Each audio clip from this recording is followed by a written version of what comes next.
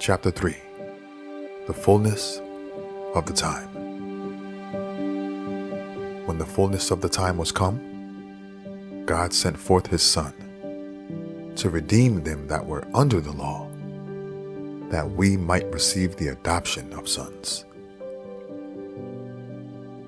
The Savior's coming was foretold in Eden. When Adam and Eve first heard the promise, they looked for its speedy fulfillment. They joyfully welcomed their firstborn son, hoping that he might be the deliverer. But the fulfillment of the promise tarried. Those who first received it died without the sight.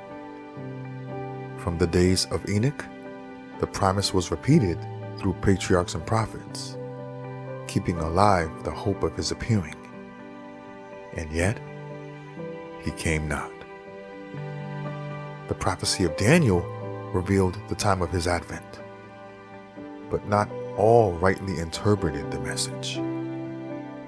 Century after century passed away. The voices of the prophets ceased. The hand of the oppressor was heavy upon Israel, and many were ready to exclaim, "The days are prolonged, and every vision faileth." But like the stars in the vast circuit of their appointed path, God's purposes know no haste and no delay. Through the symbols of the great darkness and the smoking furnace, God had revealed to Abraham the bondage of Israel in Egypt, and had declared that the time of their sojourning should be 400 years. Afterward, he said, shall they come out with great substance. Against that word, all the power of Pharaoh's proud empire battled in vain. On the self-same day, appointed in the divine promise, it came to pass that all the hosts of the Lord went out from the land of Egypt. So in heaven's council, the hour for the coming of Christ had been determined.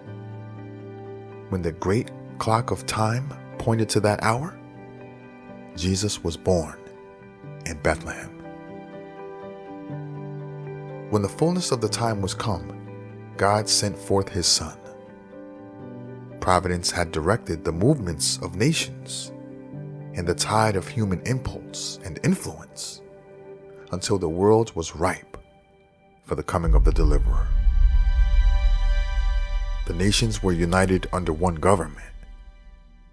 One language was widely spoken and was everywhere recognized as the language of literature. From all lands, the Jews of the dispersion gathered to Jerusalem to the annual feasts. As these returned to the places of their sojourn, they could spread throughout the world the tidings of the Messiah's coming.